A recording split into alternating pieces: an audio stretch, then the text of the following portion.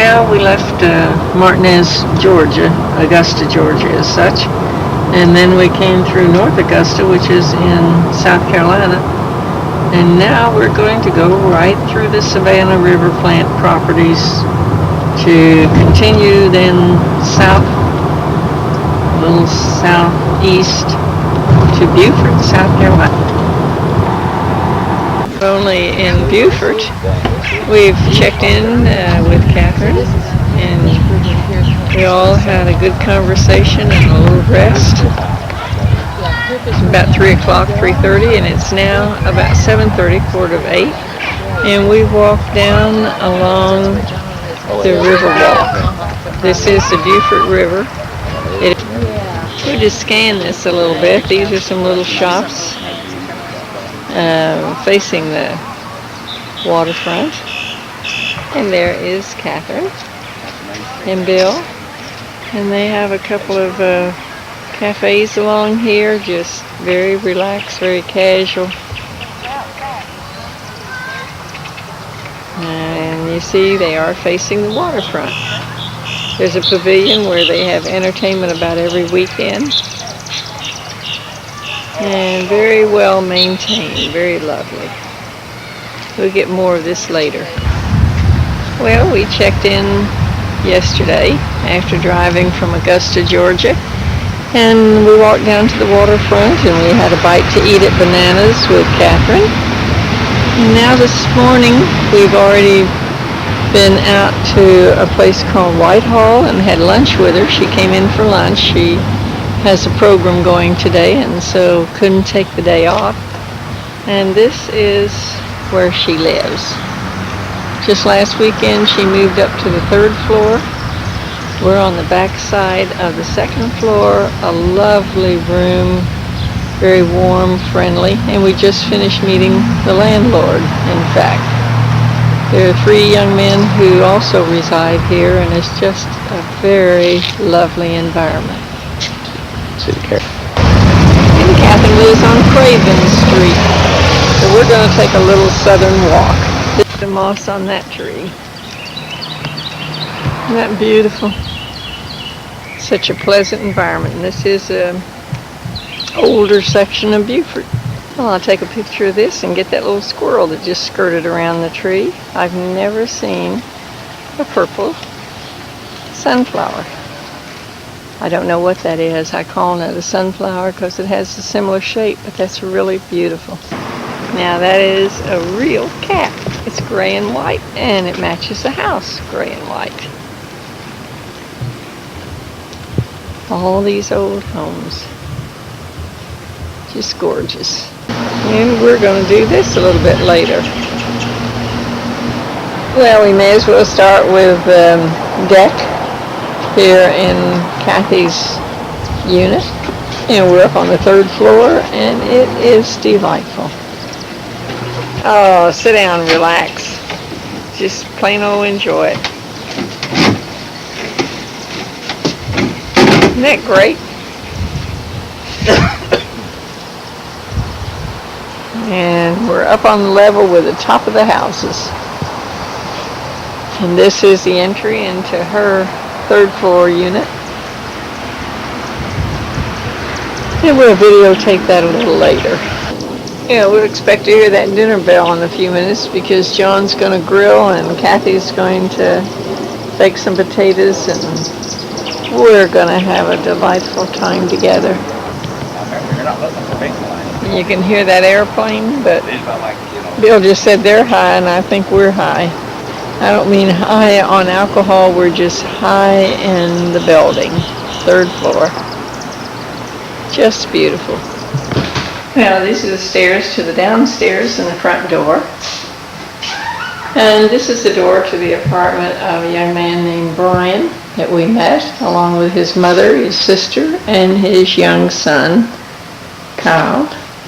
This is the door to the unit that we're occupying, and I'll take you through that a little bit later. And this is the door to the unit that Catherine just moved into a week ago, which is 3rd floor. Love this spiral staircase. And when you get to the top of the spiral staircase, to the right, there is a kitchen area.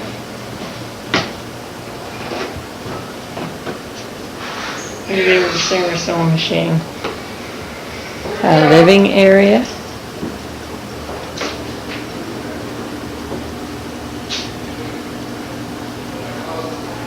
The bedroom. And the large bath. And from the living area, you go to the deck on the back side that we've already photographed. Well, let's get our little Gila monster. Oh, there he goes, our little lizard. I lost him. There he is. Oh, we can't keep up with him.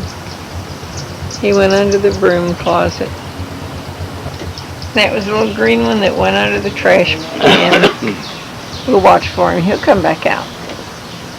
See that? Now, you see your little Gila monster on the top? Instead of being brown. green, he's brown. He's blending in with the trash can. Come on now, just do your own thing. Play with it. Run for your life. Well, he isn't going to turn gray like the post. Okay. Watch him. He's trying to test the water, see if it's safe to come down. Well, that's a funny thing. We've seen these from Puerto Rico to the islands to most anywhere. What do you mean you're going to shower? Why shower now? My gosh. Slaving downstairs. Why shower now? Come on in.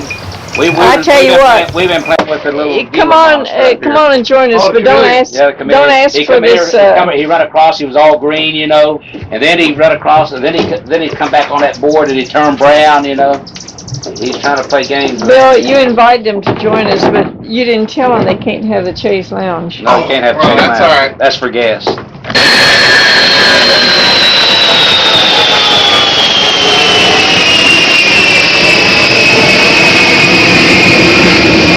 Well, once you come through the entrance, this is the foyer you look at with a very full-length mirror.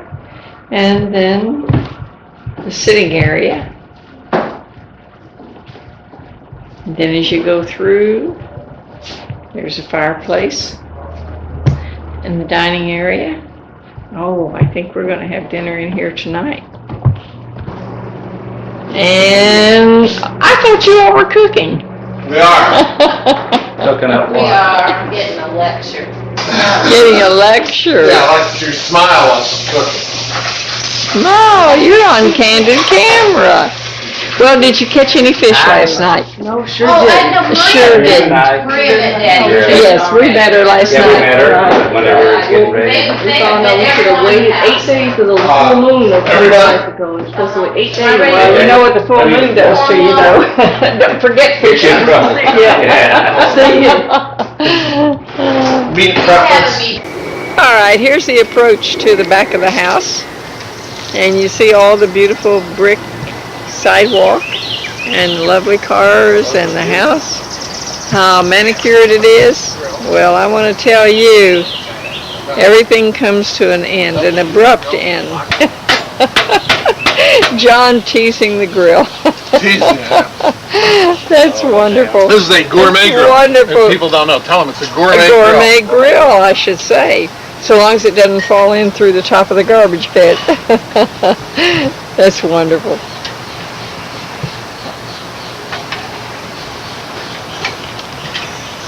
It'll be gourmet food. May not be a gourmet grill, but it'll be a gourmet food. Those are beautiful steaks. Wow. All right. That's what my mother always said. Right. Everything, said, Mom, how's everything going? When's it going to be done? She says 7 minutes. Oh, when it's going to be done? Yeah, 7 minutes. Everything's done in 7 minutes. Coffee's going to be done in 7 minutes. Everything's 7 minutes. You want wine with dinner? You want some wine with dinner? John will have wine No, with I think dinner. I'll wait till after dinner and have it after. Here. Or the kitty cats. Do they stay inside at night or outside? Yeah, they sleep here.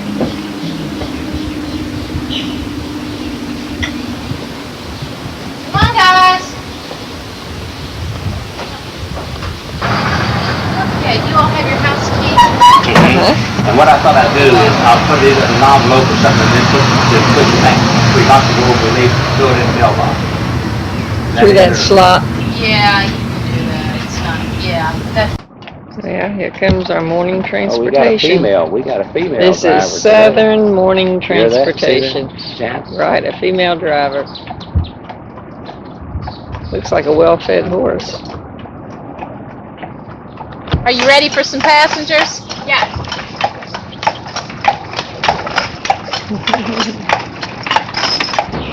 Carriage Tours of Beaufort. And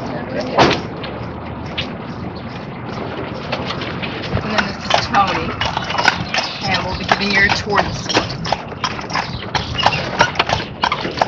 And I didn't catch your name. Susan. Susan. Susan and Tony. 1520 by the Spaniards. And they weren't paying too close attention to their territory because in 1562, Jean Rebelle and the French Huguenots came to the area. And they were the French Protestants, and they were fleeing persecution. And so Jean Rebelle, shortly after arriving here, decided to go back for some provisions. And he ended up getting involved in a religious war, and he didn't return to the area for quite some time. So settlers figured that the mosquitoes and the Indians were just too much for them, and so they decided that any war in France couldn't be as bad as the mosquitoes and the Indians were here in Beaufort, and they built a ship and they tried to sail back to France. And their ship ended up sinking, but they were picked up by a British ship, and then they were taken back over to Europe. So the next group that came into the area were the Spaniards, and they were a little miffed that the French had moved into their territory, and they tried to create a permanent settlement here in Beaufort too. And that didn't work out too well because the mosquitoes and the Indians scared them off also. So the next group, they gave up claim to the territory and went back down to Florida. So the next group that came into the area were the British, and they came from Barbados. They didn't come directly from England, so they were a little more used to the heat, and they did quite well here in Beaufort. Now, Beaufort is named after the Duke of Beaufort, who was the man who collected taxes for the King of England. Right between Harry's Restaurant and John Cross Tavern. John Cross Tavern was the only tavern in the township. For quite some time, it dates back to the early 1700s. And there was a gentleman by the name of Carson Weems who was known to have a few beverages there.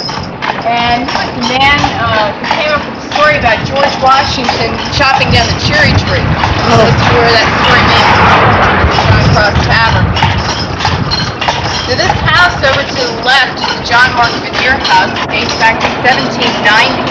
It's also known as the Lafayette House because the Marquis de Lafayette spent only 2 hours there in 1825. And what had happened was the Marquis had planned on spending more time here, but the festivities were quite extensive when he was up in Charleston, and he didn't leave on time, and he ended up getting stuck on the sandbar because the tides varied quite a bit, as much as 7 feet here in the low country. So by the time he got here, it was very early in the morning, and people of Beaufort had planned a big gala ball for him. Hi. And they went to bed without the Marquis coming in. Long time. And so when he came into town, they welcomed him in, and he stayed for 2 hours on that porch.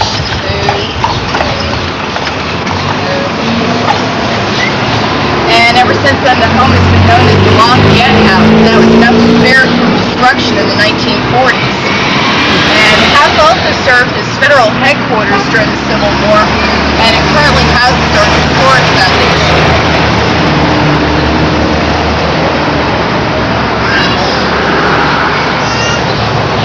You know, some Beaufortonians that don't have a southern accent, you've got such a mix of people here. I see. I've been in the area for about 7 years now, and I really enjoy it.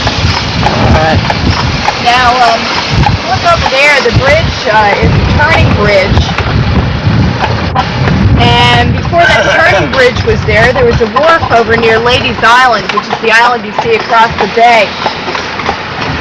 And in 1907, there were two boys who were smoking cigarettes underneath that wharf, and they panicked when they heard footsteps, and they threw their cigarette down, and they ended up in a hay cart, and the hay cart caught on fire, and the wind was blowing a little stronger than it is today, and it blew into this first row of homes and back toward Beaufort. So those first two homes were rebuilt after that fire in 1907.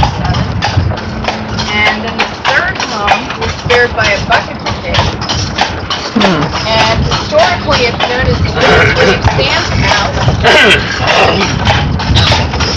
And it's currently a bed and breakfast known as the Bay Street Inn. If you had an opportunity to see the Princess Hive, this home was in the Princess Hive. This is one of our 5 lovely bed and breakfasts here in town. A younger couple just bought it. Oh, wonderful. In January. They've been doing a tremendous amount of work on it.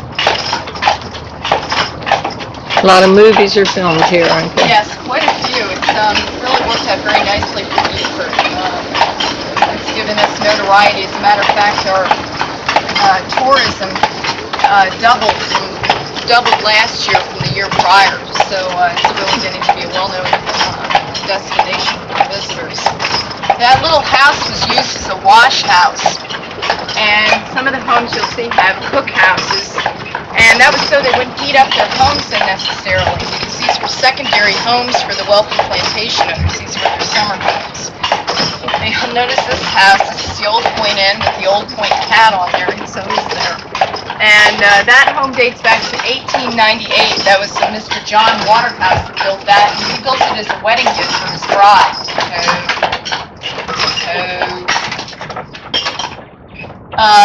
Now this home over to the left is actually the oldest home in Beaufort. Walk on. And it dates back to 1717. And the gentleman who built this home was named Thomas Hepworth.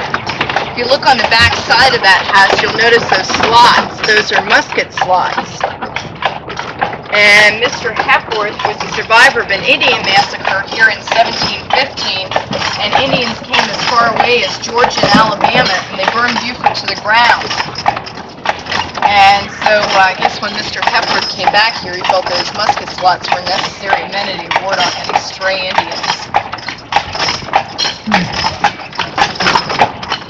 Now this home is known as the Berners Barnwell Sam's House 1. And it was built in 1818. And Mr. Sam's originally built this house 1 row deep, and then he ended up having 17 children. So there's a need for a few additions on there.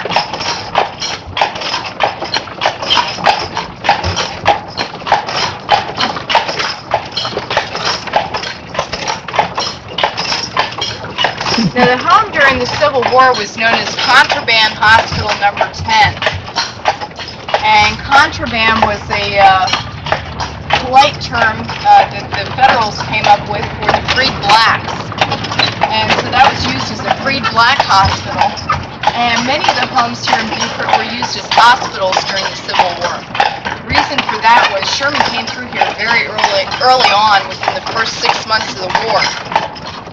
And we're not quite sure what the exact reason was, but he wanted to spare Beaufort from this destruction that he anticipated with the war, and also that he inflicted on much of the South. And so what he did was declare this a hospital zone. So many of the homes that were here were used as hospitals, and those that weren't hospitals were used as lodging for the Federal soldiers. Now the street that we're on right now is called Craven Street. And once you get around towards the end of the block, if you look back up the block, it's kind of Beaufort's little rainbow road. These aren't row homes because of the space that's in between them, but there are similarities between them. They're basically 2 floor plans. And these were built as spec homes, and they were built between 1870 and 1890.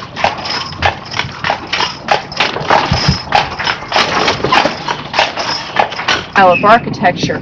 It has a high foundation, the 2 verandas, a low-pitched roof so it wouldn't retain heat on the upper floor, the T foundation, which is a little room coming over on this side, and there's one on the other side, so that they would receive a breeze on 3 sides of their main rooms. And it's facing south, so they would receive the predominant breeze during the summer. Now, this house sold for $640 due to the direct sales tax. Walk on.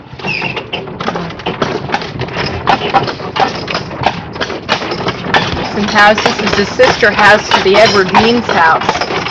And this house has also been made out of brick, and they painted over it around the 1950s.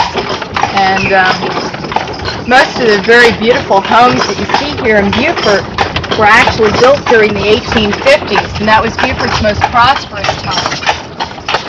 And the reason for that was Sea Island cotton. It was a very fine cotton, and it said that the staple was between 3 and 4 inches long. And it made for a very fine thread and made some very fine fabric. Some people say that it's today's equivalent of Egyptian cotton, and other people say that it's even finer than that, that it was, when it was spun and made into fabric, it felt more like silk. And so at one point in time, the British were willing to pay more than the price of gold for it. The back part of the lot, you can notice some tabby and brick remains. That was the remains of the cookhouse, and the staircase was the remains of what we believe to have been a 3-story tabby house. And if you look back in this direction, you can see the Beaufort River. And those 2 boys with their cigarettes did quite a bit of damage. This home was lost in that fire in 1907. Oh, goodness. And the tabby walls did remain standing, but they were later taken down to make way for another structure. But they kept the stairs there kind of as a monument. Prior to the 1880s, to have at least a tabby foundation. How do you spell that? It's spelled T-A-B-B-Y. Tabby. It was originally called Tappy, T-A-P-P-Y, because of the process to get it to set. They had to tap it, and then it changed over to Tabby. You'll notice this beautiful home here. This is known as the Ledbetter House, and Reverend Ledbetter was the Methodist minister. He built this beautiful home in the early 1800s, and he spent much of his life here in Beaufort ministering to the slaves of the cotton and indigo plantation. He had served as the Assistant Secretary of State under the Buchanan administration.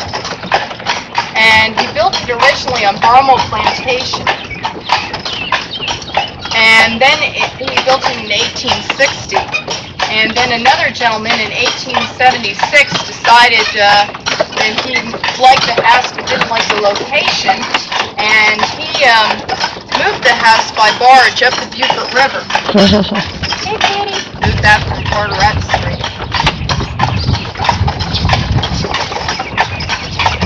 Dates back to the 1850s. And they built that in Beaufort during Beaufort's most prosperous time. And the people of Beaufort weren't only interested in accruing wealth from their Sea Island cotton, they were also interested in receiving a first-rate education. So there were quite a few colleges and libraries that were built during that time. It was the first African Baptist church, and it was built by freed slaves for freed slaves in 1865. And the gentleman who was the first pastor was actually a freed slave himself from Savannah.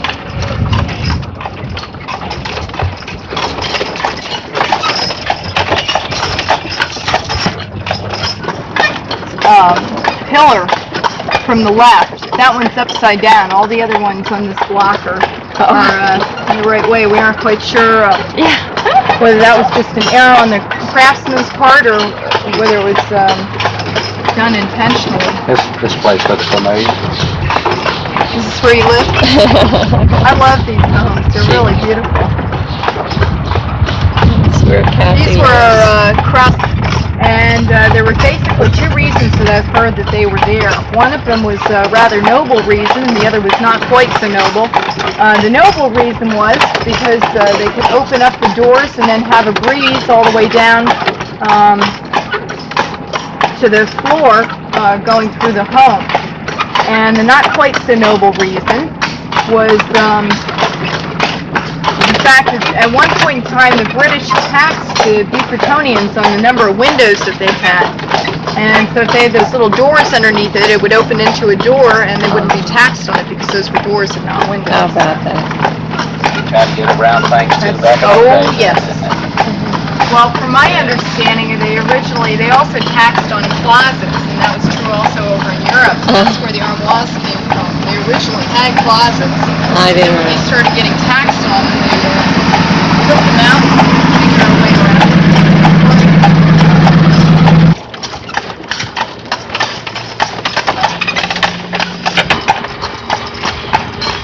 And St. Helena's is actually the oldest continuous parish in the United States. It dates back to 1712. And the church itself was actually built in 1729. The parishioners of St. Helena's decided to wait because they were afraid of Indian attacks. And so they didn't build into the original portion of the church until 1729. And when they did, they used brick that was the ballast for a ship that came over from England.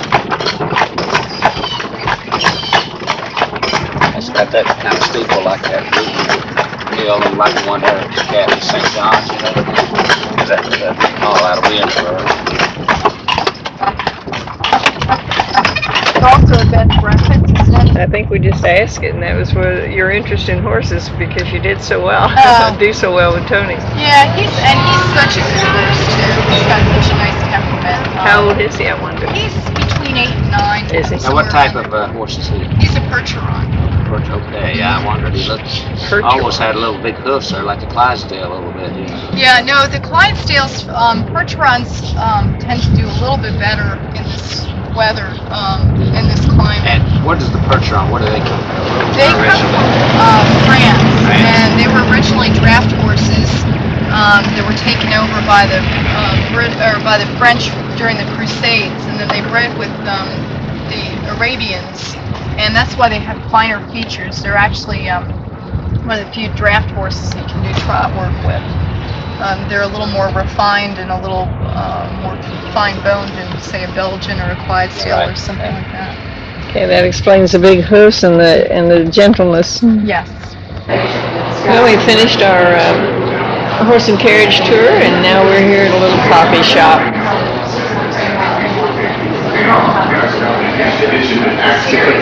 That's great.